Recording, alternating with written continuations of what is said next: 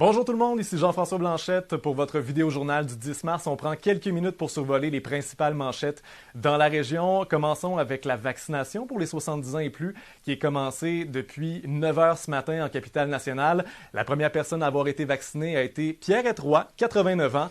Environ 450 personnes âgées et proches aidants feront comme Madame Roy aujourd'hui. Ils vont se faire vacciner au centre de foire d'Exposité.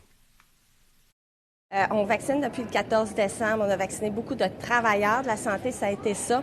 Le parcours au niveau du centre de foire est particulier. Il est très demandant. Les gens marchent beaucoup. On a appris de l'expérience de Montréal aussi, donc on veut aussi se donner la capacité de pouvoir tester le modèle. Et parlant de capacité, le CIUS de la Capitale-Nationale cherche à recruter 1000 personnes supplémentaires pour l'effort de vaccination. Il y a déjà 1000 personnes qui ont été embauchées.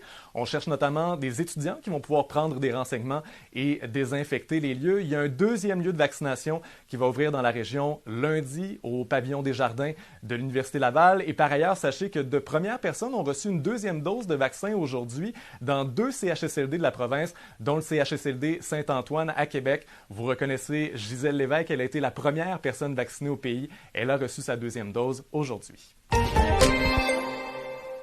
L'arbre que vous voyez à l'écran est sans aucun doute le plus célèbre de la ville de Québec. Il est dans tous les guides touristiques. C'est l'orme au boulet de canon qui intrigue les passants depuis des siècles sur la rue Saint-Louis. Et en fait, c'est pas un boulet de canon, c'est plutôt une bombe. Sachez que si vous ne l'avez jamais vu, il ne vous reste plus beaucoup de temps pour le faire puisque la ville de Québec va l'abattre le 16 mars prochain. Son état de détérioration fait en sorte qu'il représente un danger pour la population. Il sera éventuellement remplacé par une œuvre d'art réalisée par l'artiste Parise Martin. Demain, ça fera 1 an, jour pour jour, que l'Organisation mondiale de la santé a décrété l'état de pandémie. Il y aura une journée de commémoration nationale organisée par le gouvernement du Québec. La rose blanche sera l'emblème de cette journée lors de laquelle les drapeaux de l'Assemblée nationale seront en berne. Une cérémonie officielle aura lieu à 12h10 sur le parvis de l'Hôtel du Parlement. Le premier ministre François Legault va y participer en présence de familles des victimes et de représentants des services essentiels.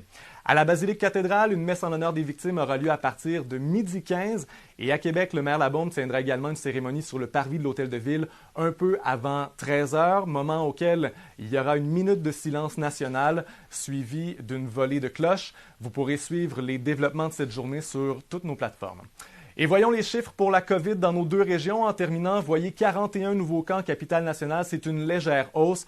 On ne déclare aucun décès. Et en Chaudière-Appalaches, on a confirmé 18 nouveaux cas dans les 24 dernières heures et aucun nouveau décès. Voilà, c'est ce qui conclut votre vidéo journal du 10 mars. Bruno Savard sera là demain. Je vous souhaite une excellente journée.